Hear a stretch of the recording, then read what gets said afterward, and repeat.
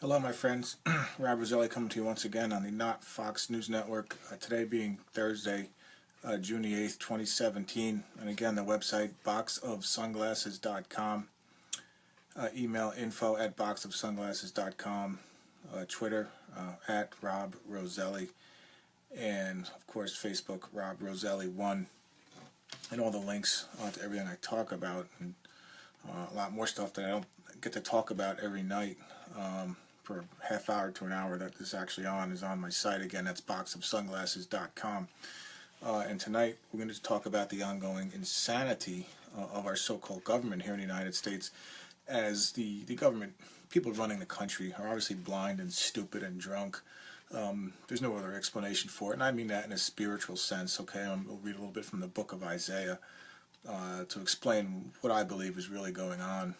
When the father of lies is actually running the show, and not these douchebags, you see in Congress there, pursuing nothing except making themselves look like a bunch of dumbasses, as they pursue nothing, as the world literally and figuratively burns. Okay, China and Russia are running circles around us, dumping United States Treasury notes and forming their own economy. This debt-based scam known as the Federal Reserve System in the United States is about to collapse in an economic implosion of biblical proportions. Okay, you got Putin over there watching all this, and if you think about, what's Putin thinking? If Trump, and again, I'm not deifying Trump, but if Trump, which has at least approaches sanity and a logical and an American first way of running things, if they get rid of Trump, okay, for some idiotic reason, then all Putin's going to sit there and think is, I'm dealing with a bunch of psychopaths here. Who's he going to be dealing with? If you think about it, he's dealing with a vacuum. He's dealing with a shadow government, be it the deep state or what I call the un-American genocidal complex, or whatever you want to call it. You don't have to be a rocket scientist to figure out he's dealing with a bunch of psychopaths, and I wouldn't put it beyond just for pure survival, some kind of certainly an economic / cyber attack, if not an outright nuclear attack, as he figures out he's dealing with a bunch of psychopaths. Okay, and really infants, mental midgets, and little children. In other words, Ivy League graduates. Or the so-called, American colleges. Okay, the tax-exempt foundation-funded losers we know as liberals. Running the show. I mean, how do you deal with those people? These people are mental adolescents, and again, it's not a surprise when they're spiritually and drunk, okay, and blind and really stupid. And I'm pulling terms from the Old Testament. I mean, I'm not making these up. Okay, and again, we'll get into that in a second. But again, real quickly, there's the three principles here. One is the Bible is the core of the quote conspiracy. It has to be, okay, at some point. I don't care how smart and how much I agree, and I do agree with a lot of people, but they don't put the Bible at the core of the quote conspiracy. Then they're just, at some point you get to logic's end, okay, and it stops making sense, okay, in any other capacity, what these psychopaths are really trying to accomplish here. And it's a multi-level insane asylum. I don't know how else to describe it, what's happening to this once great nation, but anyway, the only way to describe it is the Word of God. So that's number one. Number two is Israel. It's not God's chosen people. Okay, the kindergarten Christianity you may be hearing about with the stupid, rebuilt Jerusalem temple and the comic book Antichrist and your two witnesses. That people may be used to hearing. It's all nonsense. Okay, none of it makes any sense. It's just kiddie Christianity. I don't know what else to call it. Okay, starting with, people running around with their yarmulkes on these so-called Christian channels and going to Jerusalem and all this other stuff. It just doesn't add up biblically. Okay, and I'm not being anti-Semitic. I'm just straight from the Old and the New Testament. I mean, that's where you'll find this information, pretty much the whole Bible, in other words. Okay, the story of God and Israel rejecting him, going all the way back to the book of Exodus, right after, the parting of the Red Sea, the golden calf and that whole thing, through Zechariah, and, God said, yeah, you're gonna covenant with me, with Satan, in Zechariah 11 for 30 pieces of silver, which of course was fulfilled when Judas / indwelt by Satan makes the covenant with the Pharisees, okay, who Jesus called children of the devil and children of hell, his own words, in Matthew 23 and John chapter 8 and places like this. So Judas runs along in covenants with them for 30 pieces of silver. Judas himself indwelt with Satan, per John chapter 12. So that's, and we're going to get back to that. We're going to circle back to that concept in a second here. But the point is, it's to sit here and say that the Jews are God's chosen people and all this, it's just nonsense, okay?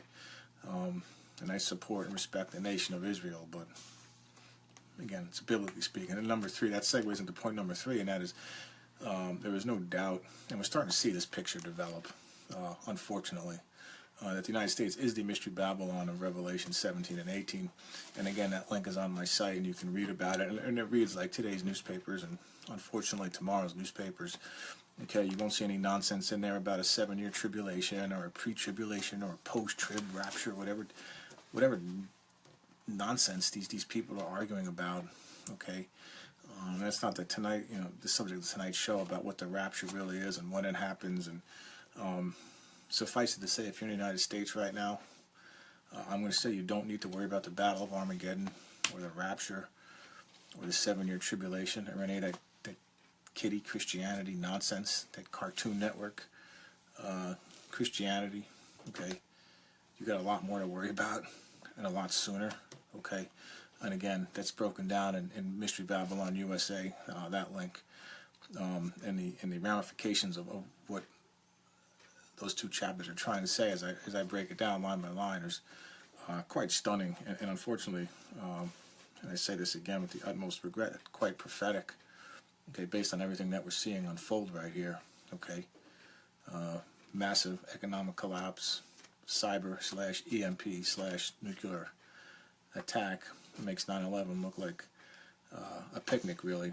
Okay, the stage scam known as 9/11, but that's another story. But anyway, so that's all there. Again, boxofsunglasses.com, and for the background, okay, here's a book. It's available as a PDF download. They Live, Great Society of the Undead. Okay, the All-Seeing Eye, the Pyramid, Apollyon, Revelation 9, who our leaders really worship, who's really running the show, by the way. It's right here, okay. And then we got the Un-American Genocidal Complex. A lot of people call this the Deep State. Again, the American Illuminati, known as Skull and Bones. The Georgia Guidestones, literally calling for the deaths of over 90% of the world's population. Okay, it's the anti-Ten Commandments, as I like to call them, brought to us by Robert Christian. Okay, on March 22nd, 1980, 322, Skull and Bones, March 22nd. I mean, dates, astrology, numerology. They're obsessed. Okay, our criminal overlords, and I'm not talking about the imbeciles on TV that you saw today with this whole Trump thing. Okay, the only numbers they're obsessed with are bank accounts, those bought and sold Ivy League congressional attorney losers, okay, our so-called leaders. That's the only numbers they're obsessed with. Okay, they're in other words, they're bought out by the so-called deep state, what I'm calling the Un-American Genocidal Complex. But anyway, and of course, a lot of the world government, environmental whackism, this climate change scam, which is facilitating a lot of the deaths of millions, of hundreds of millions of people. That's ongoing, by the way. Okay, this population control zealotry between the abortion, the AIDS, the creation of Adolf Hitler. It's ongoing. It has been ongoing, but it's accelerating. Okay, and then we get back into Matthew 24, and Jesus says, unless those days be short and no flesh shall be saved. I mean, we're kind of coming up to that as we speak. But anyway, a lot of what's going on right now is run through this place, the United Nations. The un-American. Okay, but for tonight, just a real quick explanation of this book. Okay, pleased to meet you. Okay, obviously named for Lucifer out of the Rolling Stones song Sympathy for the Devil. And it's a quick read. There's no bibliography. It's 58 pages, okay, and if you read it about a minute a page, and that's like an average reader, you should be able to make it through it in an hour, maybe a little bit more if you stop and contemplate things. And although the conversation is fictional, to an extent. Okay, and if you talk about what goes on at Skull and Bones and the devil worship in Bohemian Grove, and the soon passed or recently passed David Rockefeller, who's got his suite reserved in Hades as we speak, his suite reserved for eternity in Hades. Okay, David Rockefeller's Bohemian Grove. Okay, the conversations with the devil, I mean, who knows? Who knows? Okay, but anyway, it's not to go off there, but it's a figurative conversation. But the events, okay, and the scripture that's discussed and the historical events are 100% accurate. Okay, the discussion on the Federal Reserve, it's 100% accurate. The conversation or the newscast that I throw in there about the missing gold at Fort Knox, okay, is 100% accurate. Okay, that's just as a quick sidebar as an example. Okay, as these scumbags, okay, these so-called press, keeps pushing this Trump investigation nonsense, this vacuum. Okay, and they slow down the Trump administration. Just as a quick example, how many of these prostitutes, these whores, these media whores, these disgraces have ever, forget the Federal Reserve, have looked into the status of the United States gold supply or the world gold supply, the manipulation of the gold markets? Okay, again, part of the insanity. Okay, because obviously, just in general, what they're doing. There's the word "they" again. The Goldman Sachs, un-American genocidal complex, our criminal masters. They're manipulating the gold market to keep the price of gold suppressed. And what are they really doing? They're trying to time or delay the economic collapse for reasons I don't want to go off on right now. What I believe the reasons are, maybe we'll circle back to that in a second. But let's just say for the time being, they're delaying the economic collapse by manipulating the gold market. You keep the price of gold suppressed. Okay, number one is, since the gold is missing from Fort Knox, nobody knows where it is. The the Germans can't get their gold back. They want that gold back from below the World Trade Center, wherever it's kept in New York City, and they can't get it back for like 7 years. And I got news for you, Germany ain't getting your gold back. All right, the Chinese were buying gold up like lapdogs. Okay, and there was a story out a few years ago that they ordered gold and somebody sent them a bunch of tungsten bars to the Chinese government. So I don't think the Chinese government was pissed off.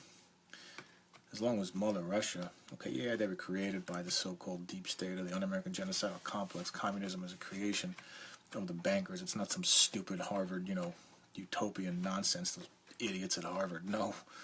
Okay, but anyway, the point is they created those countries, but they're not necessarily under control of these maniac bankers, international bankers, Federal Reserve people, so-called. So don't think the Chinese are livid right now with stuff like that, with this nonsense going on with the gold supply in the world. United States stealing a lot of it, basically. Who knows where it is, okay? And I'm not going to sit here and say I know, but the point is, if you just look at the just basic surface facts, the whole. But this is what our investigative reporters are supposed to be doing, and informing us on this stuff. I can just tell you that it's a big question mark. Okay, and we know the gold market's manipulated. We know China took delivery of tungsten bars that were supposed to be gold years ago. Be that as it may, China is going crazy in Russia and buying up hard money known as gold. The gold in Fort Knox has not been audited ever. Okay, so we don't know the status of it. And remember, if you just go back a little bit on the history, FDR, the great progressive liberal FDR, at the behest of his banker overlords, implemented the Gold Act, okay, in 1935, where they just seized the gold of United States citizens, made it illegal to own gold, took it all, sent it to Fort Knox, and then stole it from there. And in the meantime, gold was $20 an ounce, and all of a sudden, after the government stole it, they became $35 an ounce. Anyway, but that's just my point. Okay, is it, the information I just threw out there, just on the gold supply, it's manipulating the gold markets to cover up the hyperinflation or the glut of dollars that are out there due to lack of demand, as the rest of the world, except for the idiots in the United States, figure out what a scam the United States economy is. They continue to keep the price of gold low. So you don't see signs of hyperinflation. So in other words, if the price of gold went to $10,000 an ounce or whatever that it should be, what it's really saying is the relative value of gold in comparison to the dollar is going through the moon. And what that really means, and the inverse of that, is that the value of the dollar is becoming dilute or hyperinflation. Okay, so that's really what they're trying to cover up, but you don't hear that on the news. Even Fox News won't talk about this, okay? Yeah, they'll cover Comey, you know, the so-called conservatives who attack the so-called liberals for, you know, for the whole Trump fiasco, nonsense, insane asylum circus act. But you won't hear this on Fox News either, so they're not exempt from this garbage, the garbage that passes off as media in this country, okay? But again, I just throw it out there as an example of how disgraceful this all is, and who am I? Who am I? What do I know? All right, you know, I work full time. I'm not even a full-time conspiracy kook, and I can figure this stuff out, or at least know enough that it's all a bunch of crap. Okay, the media and everything that's coming out right now. But anyway, the insanity is only explained. It's explained in this book. It tries to apply logic. Okay, because really what I'm saying is who's in charge. Okay, because you got Congress running around, the congressional critters, okay, and they're on one level, you know, they're trying to get votes because they're little sheepish little whores, okay, they're little political whores. They've sold themselves out for monetary and political gain. Okay, that's how our politicians are. They're losers. Okay, they couldn't make it in the real world, so they go down to Washington D.C. and hoodwink people and become lobbyists and all this other nonsense that goes on down there. All right, so that's on one level. And you saw it on TV a little bit today, and you're seeing it unfold before our eyes, okay? And then you go to the bankers, okay, the people really running the show, the CIA, Skull and Bones, Un-American Genocidal Complex, Deep State, whatever you want to call it, Bilderberg, Council on Foreign Relations, you know, whatever name you want to apply to it, these interlocking groups, okay? And you say, yeah, they're controlling events and they run the world, but then the question becomes, well, what are they looking? What are they going to accomplish? Okay, you're going to basically invite World War III. Okay, that's documented. If you look on my page, the link, the Un-American Genocidal Complex. Okay, if they want to induce World War III, what's going on now, in other words, is not an accident. They want the chaos. Okay, and that's in honor of their god, Chaos, Pan, Dionysus, Bacchus. Okay, the god of wine, revelry, sexuality, nature. The Green Man, okay, Baphomet, okay, you know, the pentagram, the horned god, whatever you want to call them, okay, this is who they're trying to honor, okay, and again, that's illustrated here. So let's just start. I guess we'll start at the top of the pyramid. Okay, we're going to start at the top of the pyramid real quickly. Okay, now again, this is the all-seeing eye of Apollo or Apollyon. Satan's sidekick, okay, because I believe Lucifer / Satan is the one really in charge, and Apollon's kind of like a sidekick, which is illustrated in Revelation 13, by the way. There's two separate beasts. I don't want to go off on that tangent right now, but this is one beast right here, okay, Apollo or Apollyon, and then the other beast is Satan himself, okay, but this is Apollo or Apollyon or Osiris rising from the ashes of the chaos and insanity of a fallen world in the United States economy. The Rothschild-controlled Economist magazine, okay, and we talked about this, remember, a little bit before, we talked about numerology, and there it is right there, okay, there's the phi, okay, remember the 0.618, or 1.618 is the inverse, okay, and, you know, can it be any more obvious, 18.6, 3 6s, 18, okay, again, it's not some stupid barcode, I mean, that may happen in the very end here in the last few months, but this has been going on since the Garden of Eden, okay, so it's much bigger than the comic book Christians that you may be hearing on TV, okay, this is history, this is world history, this is going back to the Garden of Eden, okay, when you start talking about phi and the golden ratio and numbers, you're talking about the creation itself, how God created the universe, He did it with numbers, the tree of knowledge of good and evil, okay, and that's all documented on my site, and you can watch the YouTube videos there if you go through my links, okay, but not to go off on a tangent too much, but anyway, you can see it here, all right, this is the core of creation, all right, and then here, again, you got the chaos, and you got the phoenix, okay, again, who's representative, the corn, okay, coming out of his head or his brain, okay, Osiris of Egyptian cult mythology, who equates to Apollo, or On, or Orion, or Apollyon, okay, the dead god, or Hades, the Greek Hades, the god of the underworld, rising.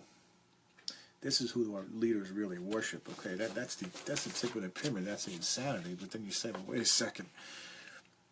Satan and his sidekick Apollo or Apollyon. I mean, Satan's the liar and the father of them, and his sidekick Apollo or Apollyon is Satan on steroids, okay? And I don't want to go off on that, what I mean by that right now, but suffice it to say that that's just what it is, okay? So basically, you have these two running the show, but Satan is really at the top, okay, or Lucifer, right? And that's documented in Isaiah chapter 14. And that's really explains the insanity, because again, if you think about it, so you're gonna cause World War III, a civil war, economic collapse. You're gonna just maximum insanity and mayhem and death, with the intent being, this is really where it all leads, okay? Because you can listen to a lot of these guys, and I do, and I'm not bad mouthing them, the Gerald Celentes, the Jim Willies, and all this kind of thing. But at some point, you're gonna get to logic's end, and stuff's gonna stop making sense. So wait a second, so these people are gonna destroy the world's economy. Why? They're gonna start World War III. What do they think? What do they see the gain out of that? So you're gonna destroy. You're gonna let Russia nuke the United States. I mean, but they're gonna ruin the world environment, and you think you're going to go hide out in some deep underground military bunker known as a dome, okay?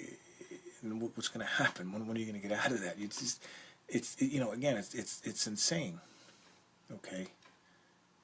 Even for the leaders at the top, and the reason is because they worship Lucifer and Apollo or Apollyon, who are the father of lies, and that's it, okay? And if you take a step below that, you see the idiots. Is the level below that in the pyramid is the idiots you see on TV, our so-called congressional leaders, our academia, our media whores, but they're all being fed from the top.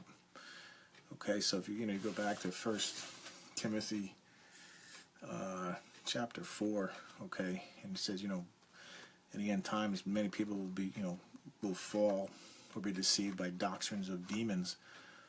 Okay, which makes sense. Okay, if you think about it, if the Rothschilds are running around worshiping this guy, okay, and his sidekicks, his demon sidekicks, or the 200 million demons that are released out of the bottomless pit in Revelation 9, then 1 Timothy 4, and insanity starts to make sense, okay. And again, it's a lot to explain, but if you read this right here, okay, and again, it's available on my site. You can go to Amazon, you can download it or get the hard copy. Pleased to meet you. It'll explain a lot, at least from a biblical perspective. And as I said before, if you want to discard the Bible or not account for it in this whole mess, then it's not going to help you. I just don't bother buying it. I'll tell you up front, it's not going to make sense. You're not going to understand it, but you may have to read it a couple times to start getting the point. But it's all there, okay. So what we have is the world is drunk, it's mad, it's going insane, it's going more insane. In Psalm 103, God says, as far as the east is from the west, so I will separate you from your sins. So obviously some people are going to die in their sins, and they're going to be in the west, or the bottomless pit. Another name for Apollo or Apollyon is the king of the west, is represented by the setting sun. By the way, the death of enlightenment, or Lucifer getting kicked out of the Garden of Eden, is your source of a lot of your quote mythology. But anyway, if you think about it, and just getting back to Psalm 103, I mean, how do you separate east from west? Once you leave planet Earth, which itself is a sphere, so there really is there's east and west are relative. They were infinitely separate, just like light and dark are infinitely separate, and that separation, right now they're together.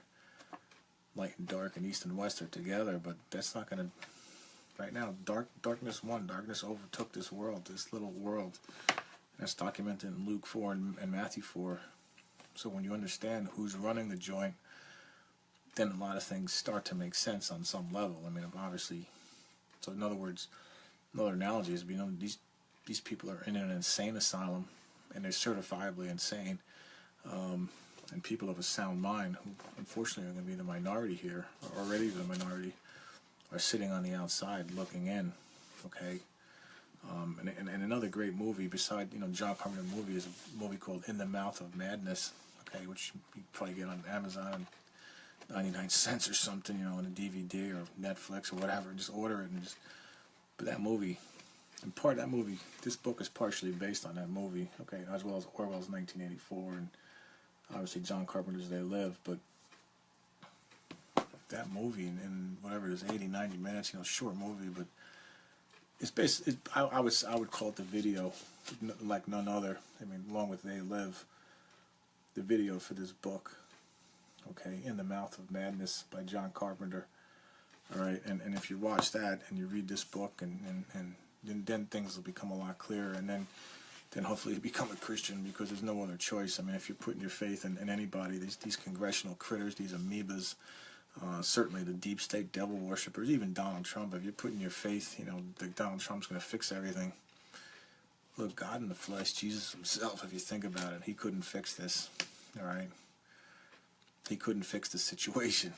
It just so doesn't bode well for Donald Trump or any human, okay? Or any human, okay? I'm not picking on him specifically, but he just happens to be the president right now. So that's really where we are, okay? But let's just jump over, and don't forget in Revelation, it talks about the cup that the harlot or the whore of Babylon is holding. It's full of the blood of the saints and wine, but that wine represents the insanity that we're talking about in a biblical sense. But let's just run real quickly to Isaiah. Let's just say Isaiah chapter 63 off the top of my head, okay, and what's really going on here. And we'll just read the first few verses of that.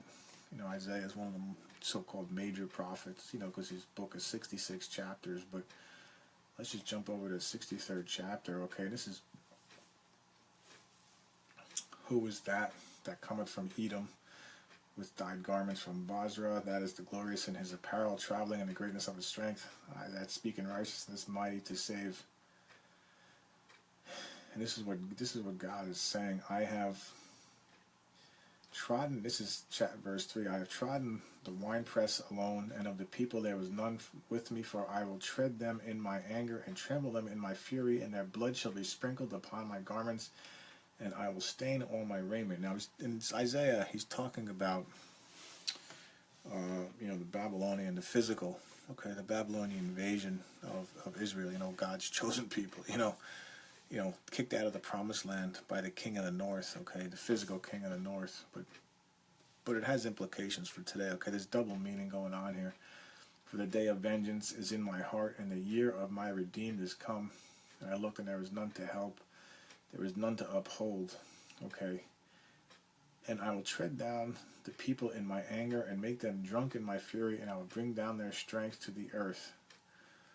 Okay, so what is God really saying here? I mean, again, if you're a biblical literalist, then you have to believe that, God's up there with a couple cases of Budweiser or a keg or something, or, maybe some vodka, and pouring it down on people and making them drunk. That's stupid. That's ridiculous, okay? He's talking about a spiritual drunkenness.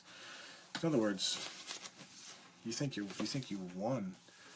The devil worshippers running the world, and I'm talking about the CIA, American Illuminati, the above top secret guys that think they have this all figured out, hiding out in their deep underground military bunkers while they unleash the insanity on the earth above. It's not quite going to work out like that, okay? That's, you read Revelation, the sixth seal in Revelation about them begging to be hidden by the rocks because the wrath of God is, upon us, and so they're not going to get very far.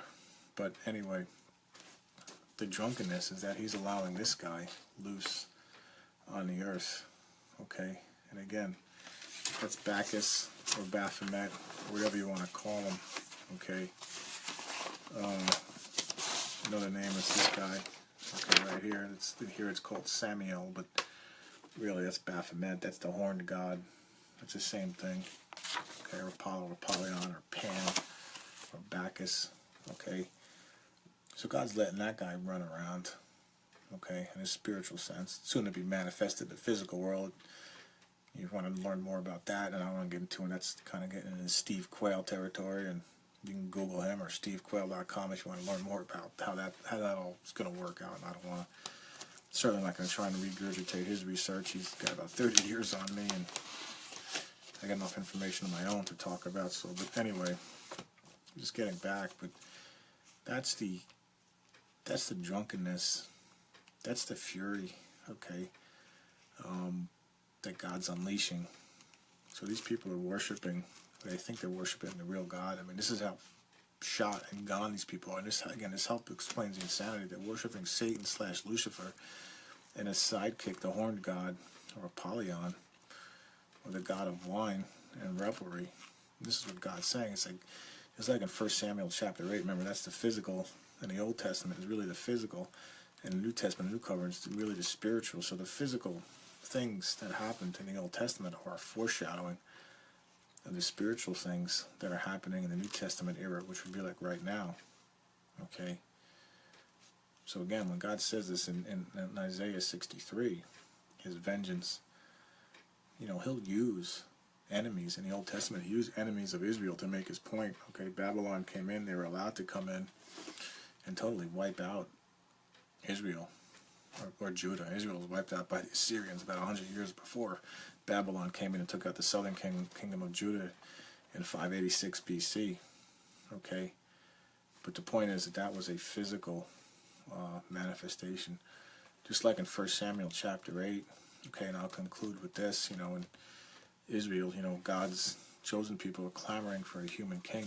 God wasn't good enough. They wanted to be cool like the Philistines and the Canaanites and the Moabites and all these other, the Egyptians and all these other devil-worshipping Baal, Baphomet, Osiris worshipping, sun god worshipping cultures around them. They wanted to be like them. They wanted to have a human king. They wanted to be cool. And God said, all right, I'll give you your king, which was King Saul, who turned out to be a real train wreck, as did most of the kings of the northern and southern kingdom of Israel after they split up, except for King David and a few others, were just total train wrecks. And even David himself with his whole Bathsheba thing, and even he was no saint. But anyway, so if you take that principle, people following and praying for God other than God in the New Testament, okay, remember it's a spiritual situation in the New Testament. That God is the king of the bottomless pit. That's Apollo or Apollyon, okay, and he's released, okay, and that's a whole other subject, but he's released, okay. That Hades is opened up in Revelation 9, and I believe that's happening in a plane other than this four-dimensional scam we call reality. Okay, but they will physically manifest themselves, as I was talking about a few minutes ago. And again, that's Steve Quayle kind of territory, which I don't really need to get into, nor can I to his level. But they are leaders, and even are devil-worshipping, their subordinates, these people we see on TV, these people in academia, the evolutionists, the abortionists, who are carrying on this, this Baal child sacrifice from the Old Testament. They camouflage it. They call it reproductive rights or women's right to choose. Ripping the babies out of a mother's womb and sucking its brains out with a catheter is called women's health care and reproductive rights. It's Baal worship from the Old Testament. You can call it whatever you want, okay, as an example. So the same stuff is still going on in the Old Testament, except to a much, much worse level, okay? Because remember, in Matthew chapter 12, Jesus said the kingdom of God is here. It's me. I'll come upon you. If you read the book of Hebrews, okay, chapter 9, it says, once Christ was sacrificed, one God was sacrificed, that was it. There's nothing left. Basically, that's what Hebrews chapter 9, and really the whole book of Hebrews is saying, is like, if you don't accept this sacrifice, if you don't accept Jesus, the Lamb of God who takes away the sins of the world, going back to the book of John, there's nothing left for you, okay? The only one left for you is Apollo or Apollyon, the king of this world, Satan, and his sidekick, his sidekick, Apollo or Apollyon. And this is who our devil-worshipping overlords are praying for, and God's granting him that wish, okay, in reverence and in the spirit of 1 Samuel chapter 8. Remember, the physical king was Saul. In the New Testament, the king is Apollo or Apollyon, the king of the bottomless pit / Hades. Okay, and again, that's all he's the king of, is insanity and revelry and sexuality, and that's pretty much it. That's where it ends. He's got nothing else to offer.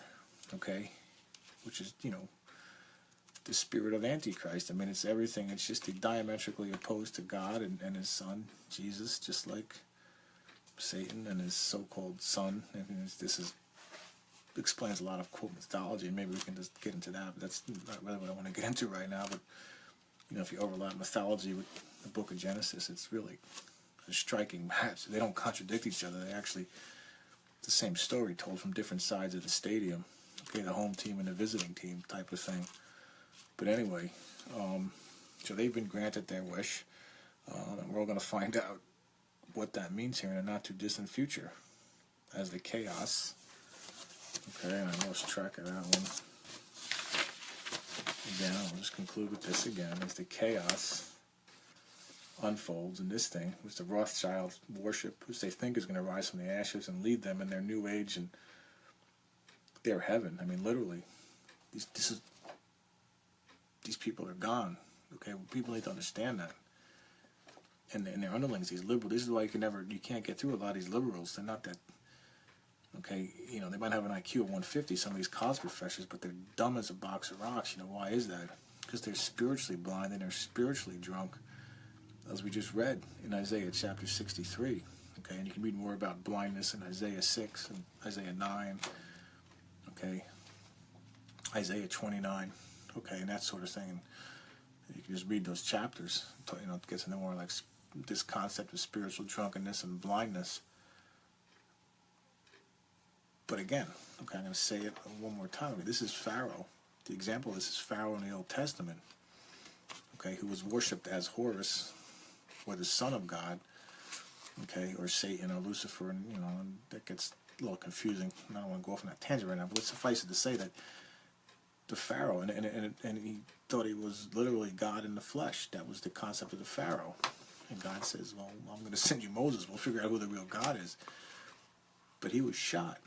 Okay, so if you take the concept of the 10 plagues in the book of Exodus, okay, and you extrapolate it, or you bring it to today's world, then things start to make sense. Now, this is why I said at the beginning of the show, the Bible has to be the core of the quote conspiracy. Or at some point, you can listen to the best conspiracy kook in the world, Alex Jones, whoever, InfoWars, whoever, that's fine, they're good for information, but at some point, it just, the sanity just runs out. It just stops. You say, what the hell? What are these people really after? What do these people really want? They're blinded by this guy. They're drunk. This is God's allowing him to run the world for a time, for a season. If you go back to read the book of Daniel, okay, the images, their dominion's taken away, but their kingdoms are taken away, but their dominions are extended for a time, or for a season, or for whatever. Revelation, I think it's chapter 11. Woe unto you people on earth. The devil has come down to you with great wrath, knowing that his time is short. So we know that they've been imprisoned in this four-dimensional world that we are prisoners of. Ephesians chapter 2, okay, Romans chapter 8, Romans chapter 7 and chapter 8, for example.